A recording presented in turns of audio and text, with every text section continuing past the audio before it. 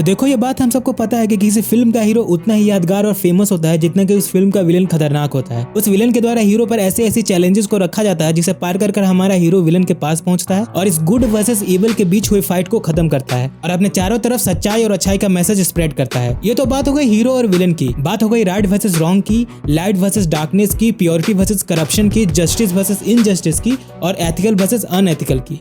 पर क्या हो अगर क्या सही है और क्या गलत, ये बात कोई फिल्म पब्लिक के ऊपर छोड़ दे। कोई मूवी कैरेक्टर हीरो है या विलन, इसका डिसीजन ऑडियंस ले और ऑडियंस भी उस कैरेक्टर को सही समझे और उसकी स्टोरी से कनेक्ट करे, उसे और जानने की कोशिश करे। हाँ, मैं बात कर रहा हूँ हीरो और विलन के बीच की कड़ी जिसको कहा जाता है एंटी हीरो।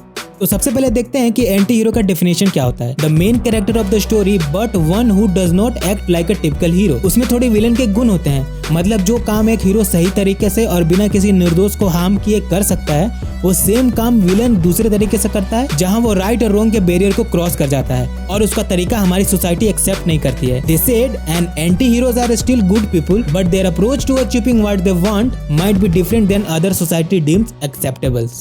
हमारे केजीएफ की यश की ही बात कर लेते हैं। हाँ, उसमें हीरो वाले बहुत से गुण थे, पर क्या उसका तरीका सही था? क्या एक आम टिपिकल पॉजिटिव कैरेक्टर इतना ज्यादा वायलेंस हो सकता है जो अपने टारगेट तक पहुंचने के लिए इतना ज्यादा लोगों को मौत के घाट उतार दे? वो ये भूल जाए कि there is always a different way to achieving something. और जैसा कि केजीएफ का यूनिवर्स है जहाँ एक सीधा साधा सिंपल तरीका काम नहीं करेगा, कुछ भी नोबल काम करने के लिए आपको हरामी बनना पड़ता है, इतना ज्यादा कि गुंडे और समाज की रक्षा करने वाले पुलिस दोनों आपसे डरने लगे।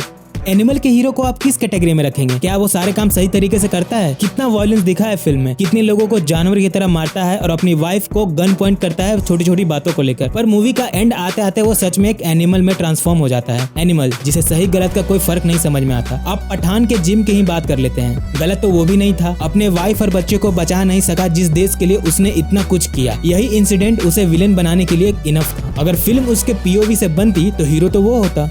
ऐसी बहुत सारी फिल्में हैं जिसके डार्क कैरेक्टर को हम पसंद करते हैं। डॉन, बदलापुर, गैंग ऑफ वासेपुर, कबीर सिंह, सत्या, बाजीगर, सारी फिल्में में लीड कैरेक्टर एंटी हीरोइज्म को शो करता है। पर मजे की बात यह है कि सारी फिल्में सुपर हिट रही और हमें ये फिल्म बहुत अच्छी लगी, क्योंकि कहीं ना कहीं हमारे अंदर भी एक हीरो और एक विलन दोनों बैठे हुए हैं। हम दोनों कैरेक्टर को समन करते हैं और जब किसी की जरूरत होती है हमारे रहन सहन और हमारे चाल ढाल में वो कैरेक्टर दिखाई देता है। और एक्चुअली में एंटी हीरो की प्रॉपर्टी रखना कोई गलत नहीं है। भगवान शिव अगर भोलेनाथ बनकर सारी विश को पूरी करते हैं तो महाकाल का रूप लेकर सर्वनाश भी कर सकते हैं। इस जमाने में हमें भोलेनाथ की तरह सॉफ्ट हार्टेड, काम और कंपोज तो रहना है, और अगर हमारे साथ कोई बुरा करता है तो महाकाल का रूप लेकर सामने वाले से लड़ना भी है।